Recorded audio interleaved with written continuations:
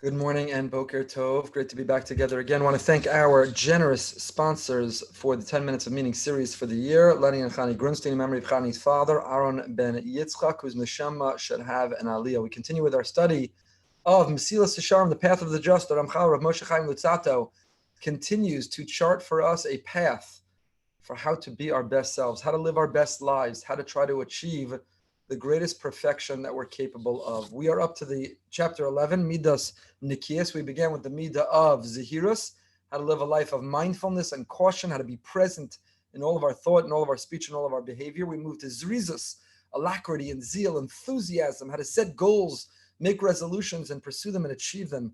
And now we've been spending a lot of time on this chapter of Nikias, the third quality in this 12-step program towards self-actualization and perfection.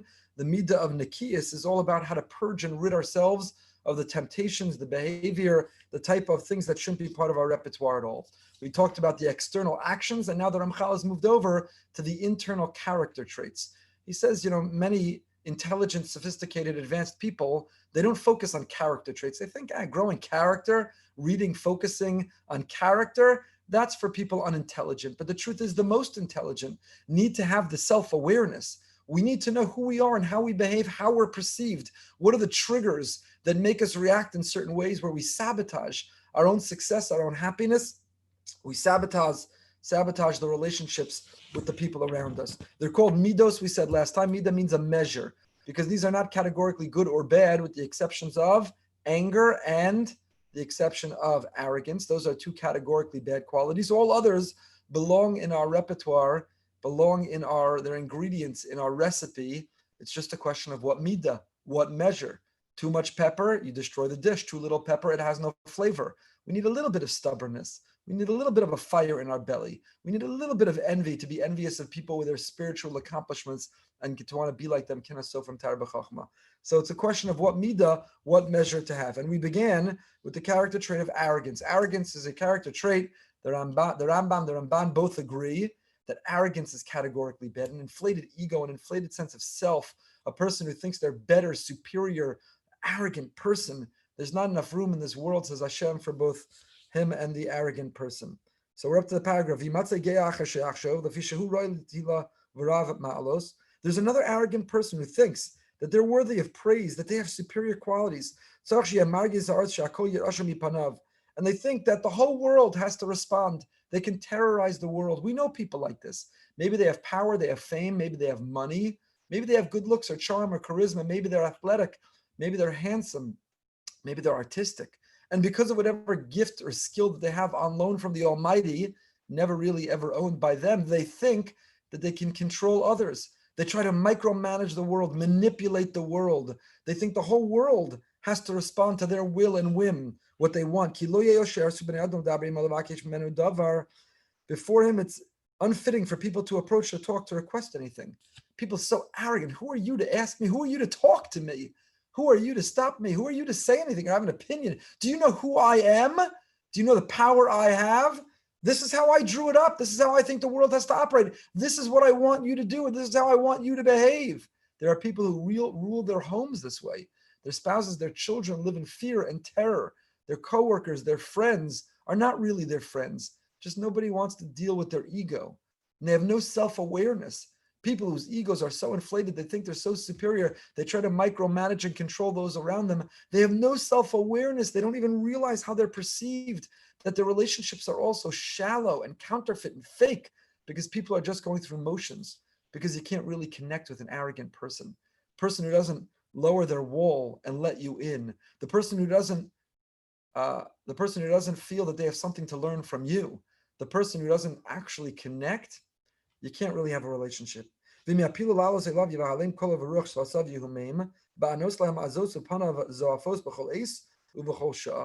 if they thrust themselves upon him, he'll frighten them with his voice, confound them with the breath of his lips, responding insolently with a face that's always contorted with anger.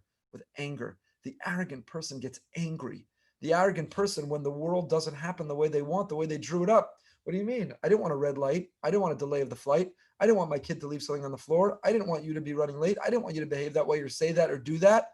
So therefore they fly off the handle with rage. The arrogant person who feels that the whole world has to respond the way they want.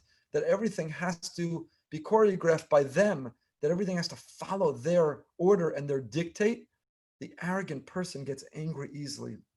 And there's another type of arrogant person who thinks in their heart,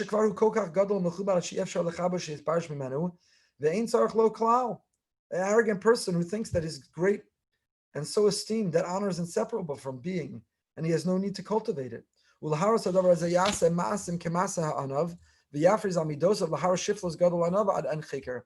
what the worst type of arrogant person says, the Ramchal? There are such arrogant people that they have a false humility. And their false humility is in itself a form of extraordinary arrogance. And so they insist on speaking last, or speaking softest or quietest, or having the least to say. They try to blend in the corner of the room. They tell everybody how humble they are and how they don't have an ego. And they give a million examples about how humble they are and how they don't have to tell everyone what to do. Person who has a false humility, person who carries themselves with arrogance, so arrogant they want the world to think that they're the most humble. In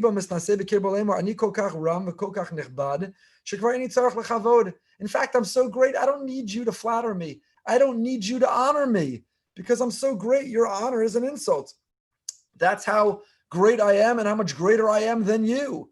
So such a person who has no patience and no time and makes no space for other people to honor them because they're so arrogant that they're beyond the honor of others is a false humility. It's a counterfeit, fake humility.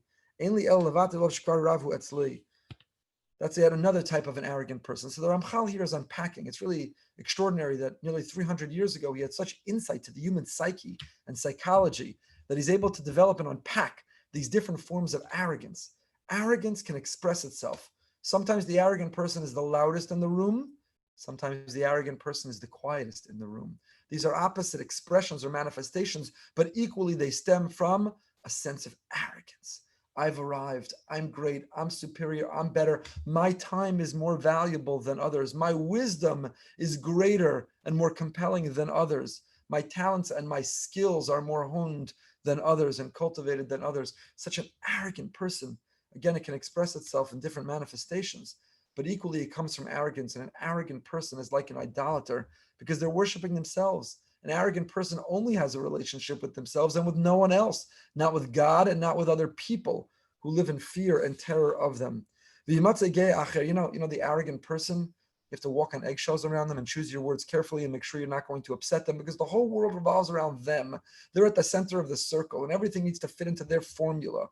Those relationships they think they have, the arrogant person is so blinded by their own arrogance. They lack such self-awareness. They don't even perceive. They don't understand how they're perceived by others, that they think what they're selling to others is true. They actually buy it about themselves, though nobody else does. And there's another type of arrogant person who wants to be highly celebrated for qualities and singled out for their ways. It's not enough the whole world praises him.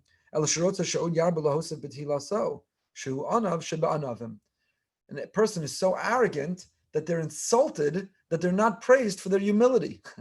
Can you imagine? Someone says, you're a great speaker, you're a great lawyer, you're a great doctor, you're a great banker, you're a great community leader, you're a great friend, you're great. But you forgot about how humble I am. I try to be so humble. I said no, 400 times about being honored at the dinner, and you forgot to, at the dinner, when I finally was honored, mention how I said no 400 times. You forgot to mention how humble I am and how hesitant I was to accept this. I won't say who, there's a rabbi much older than I who, I remember a meeting of younger rabbis, and he was trying to offer some mentorship. And he told us a story about a woman who helped at the shul dinner. And she said to him 100 times in the preparation of the shul dinner, she said, whatever you do, please do not say my name at the shul dinner. Whatever you do, don't mention everything I helped. Don't mention the hours I put in. Don't mention the personal money it cost me. Whatever you do, don't mention my name. Rabbi, that's the one condition. I'm begging you. I plead with you. Don't mention my name. So when he was a young rabbi, foolish as he was, he didn't mention her name. And afterwards, he found out that she was furious at him. She was so upset. So he turned to us, the young rabbis, and he said, let me translate. When she said, whatever you do, don't mention my name, it loosely translates as, whatever you do, don't forget to mention my name. So there's a false humility. There are people who really don't agree to be accepted, being honored at dinners. and they hold steadfast and they hold true and they're never honored. But they're the people who refuse or hesitate or give you the hard time because they want to make sure that when they're honored, you'll talk all about how many times they said no. So the Ramchal here develops the idea of the person who is praised and recognized and celebrated for their wonderful qualities, and yet with all of that, they're frustrated and upset that they're not acknowledged for just how humble they are. They say, look how far I'm running away from honor. Look how much I'm avoiding it. How could you not have mentioned that? Do you know how hard it is for me? Do you know how much I'm working on it? How could you not have mentioned it? You hear